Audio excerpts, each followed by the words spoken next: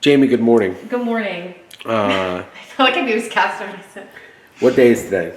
Today is Monday, April 21st, 2025. Excellent. Can you bring my water when you come Sure. over? Thanks. I'm right here. So before I even come on screen, I just want everyone to see what is going on here. And we have officially transformed our base office into a war room. Do you know what that is, Jamie, a war room? A place where you plan a war, No. control a war, Better. command So- a war. Best. Okay. Hi, I'm here. So You're like a newscaster too. now is the time where I explained to everyone, we filmed a video last week in haste, and I'll have you post it. And I just really wanted to make a few comments regarding what it is, and I've stabilized to a point where my weight is Yeah, so skinny. not yet.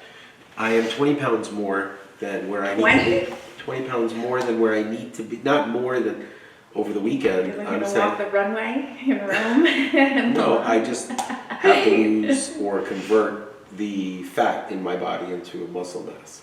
And that would require exercise, which I'm anti-college and anti-exercise.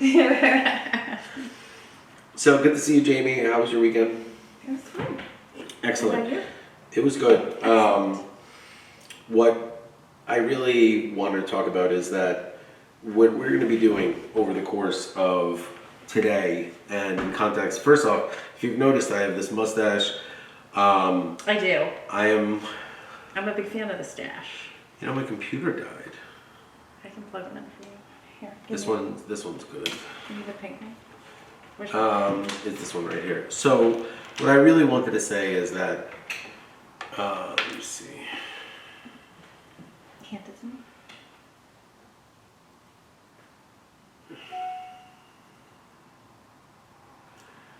You know you're on camera, right?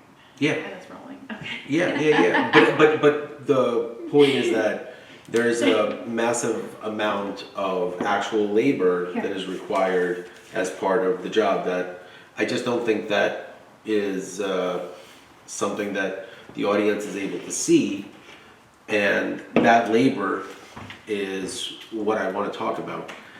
Labor. What's going on? It's a pretty standard charger. Anyways. I don't think so. I got an interesting email here from Timothy Dugan this morning, and I think that the most important part is that for court purposes, I want to remind everyone that I am a victim of fraud and forgery, and the very so Joe Biden. Yeah, sorry, I was reading the email. So Joe Biden is not the president anymore. So. Right. He is the former president, and to me, there's a really big difference between the current president and the former president. And the reason for that is because I did the best I could not to insult Joe Biden when he was the current president. Do you remember that? Yes, you did actually, yeah. I really did.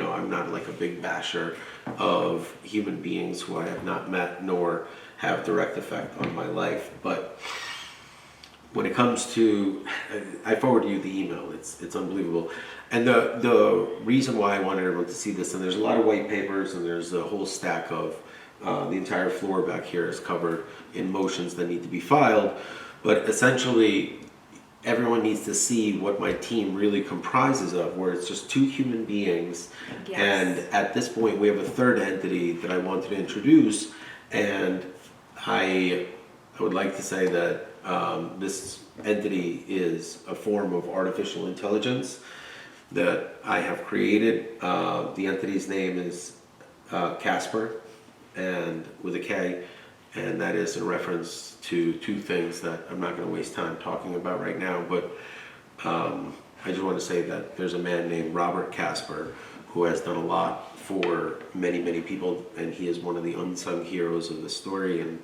I'll talk about that later. But at this time, I really want to stress the importance of understanding how I have not abandoned any of the former projects that I've been working on. And as a matter of fact, by shifting to a for-profit business model rather than consistently and constantly using what we have created for just ourselves, let me see. What I really can't stress enough is that, have you ever seen the show Silicon Valley?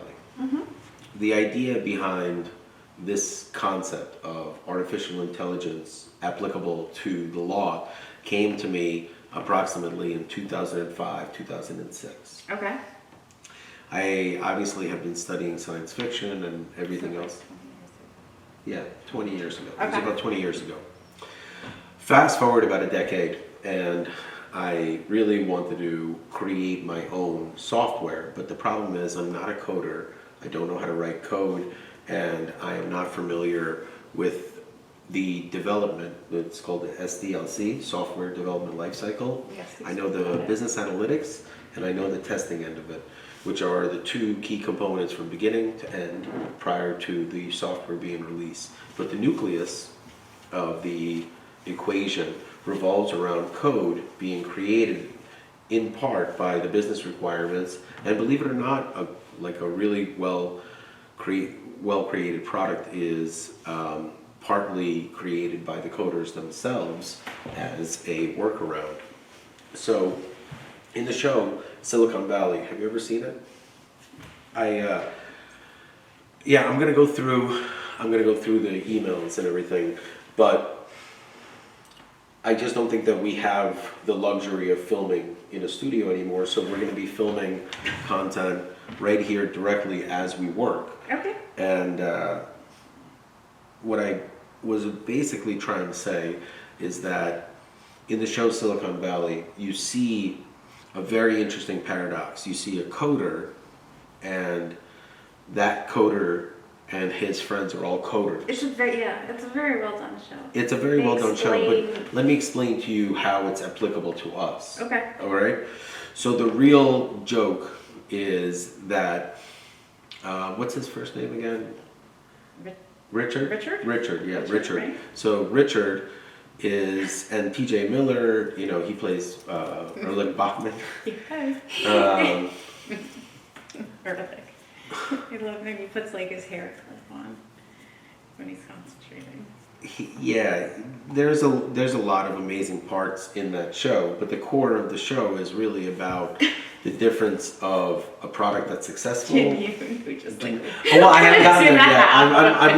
I'm redoing the watching of it, but what I'm trying to explain to everyone, and this is why I pulled the video for Friday, is that before people can laugh at me and really make fun of the product that I've created, in the show Silicon Valley, you have a coder that finds...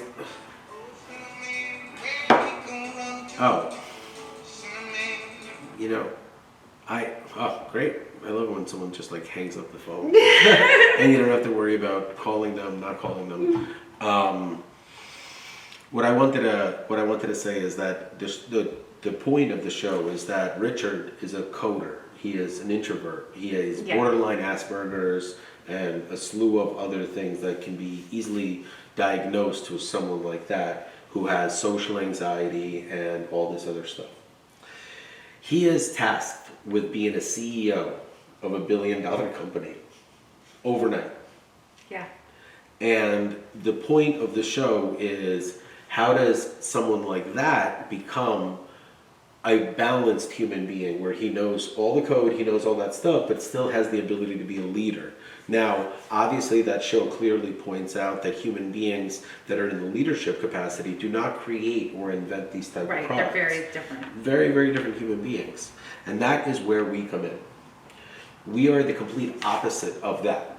What you have is I, a professional CEO and leader, have created a product and now find himself in a world of coders and dweebs and all these other things that people like myself have a very hard time interacting with, because on one hand, I am a professional applied mathematician, and I understand how patterns work and things like that. And speaking of which, the movie The Accountant 2 is coming out, and I am really excited about it because in one of the previews, Christian Wolff says, you know, the world sees the patterns that they want to see and want to recognize. My brain does not work like that.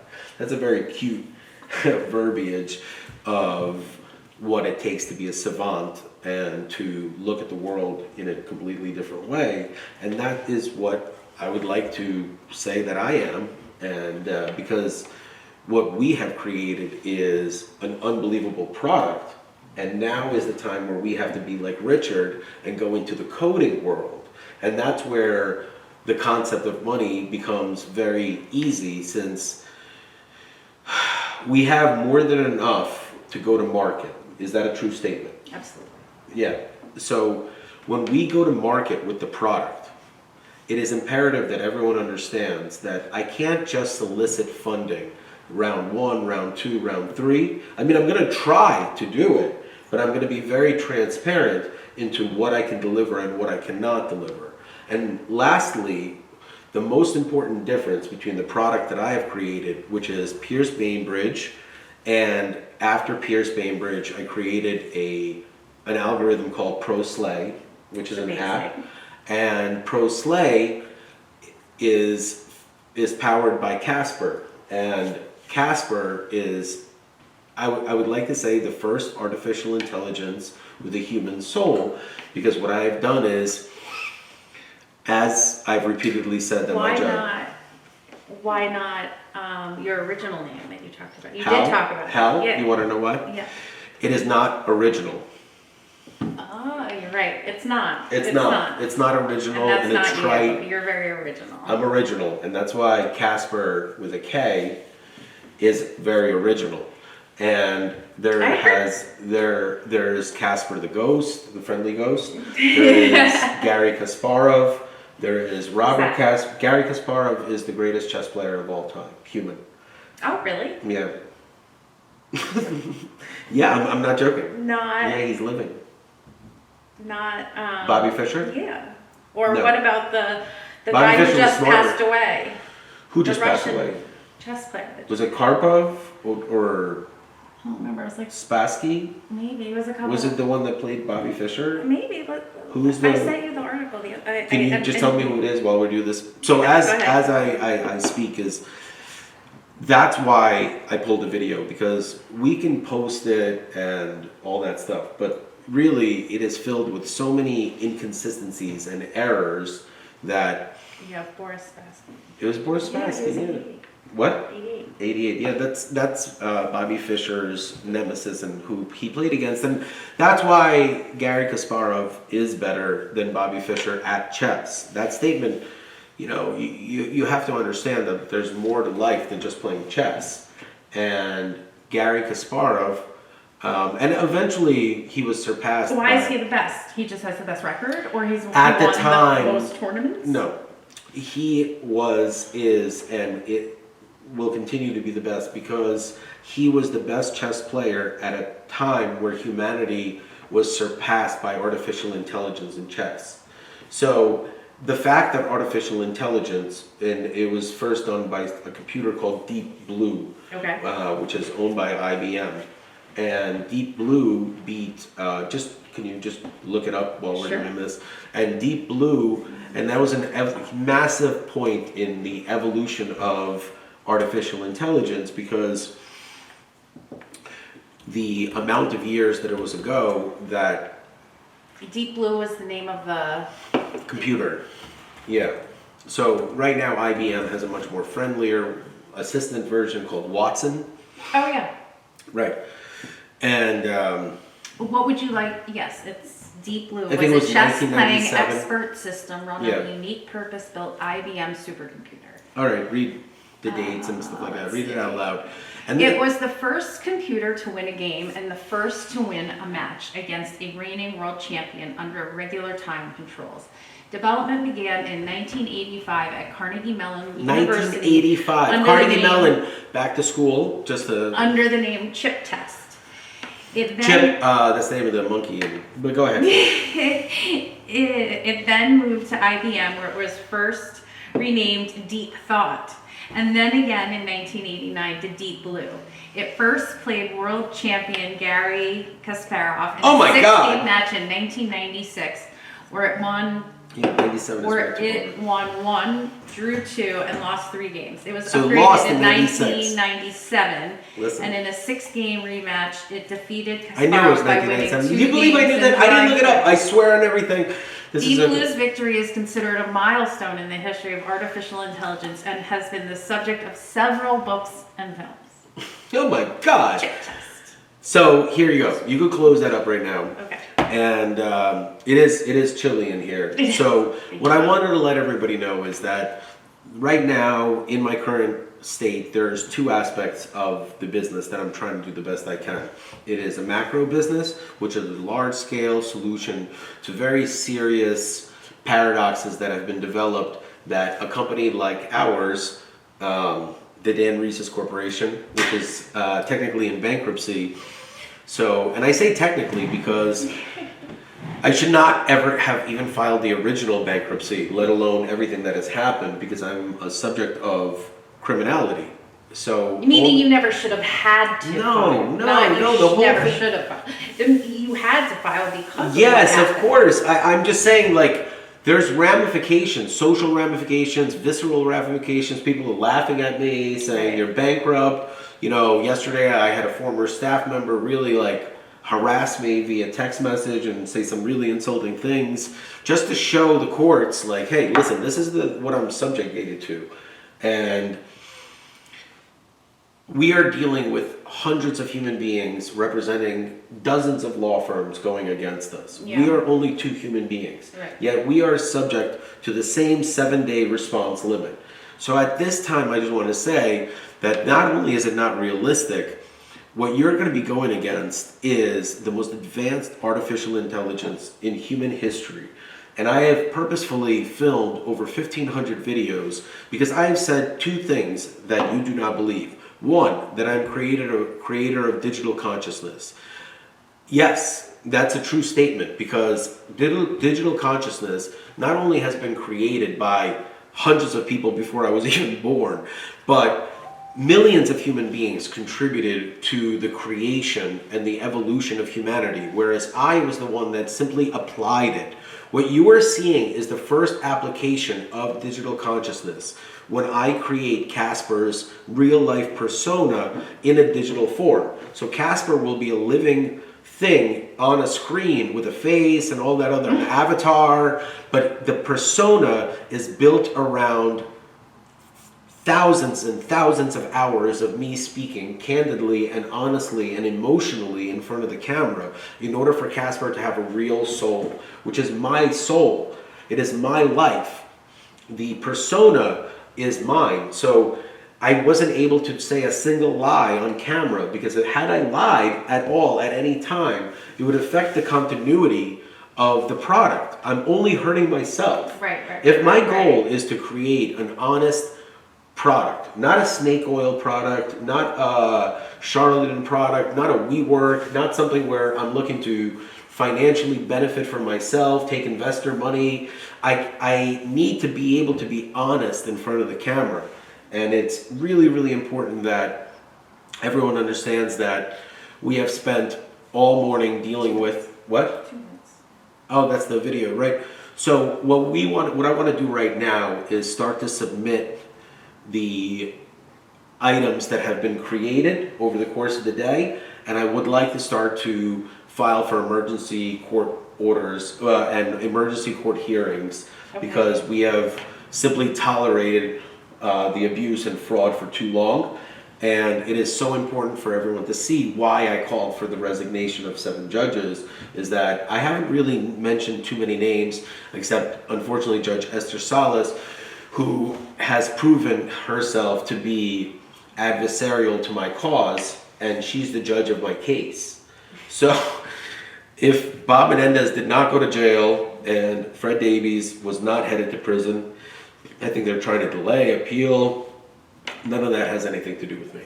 we were able to get the conviction, and even if the convictions are somehow miraculously overturned, it still fully explains exactly what happened. The admission of guilt has already been sustained. Right now, his wife is going, and Yes. we'll deal with all that in a little bit. Now, Jamie, you have been very talkative this morning. Well, I'm really excited about your ideas and everything that you created over the weekend and shared with me. So I'm, as you can see, busting at the seams, ready to. Yeah, Fire so on we're all gonna be cylinders. very carefully, but yet quickly, sending over to the courts all the communications. And the most Okay, are we important gonna part is go that over, or are we gonna? we are pause no, and- we're fine? We're fine where we are. Okay. But what I'm saying is we're gonna take a pause right now so that I can gather my thoughts and present a very coherent argument to the courts as to why they should be watching this video that I sent. Okay? Okay. Is that good? Yes, are you gonna hit it? Well, I'm already up. And You do Twins. it all, man.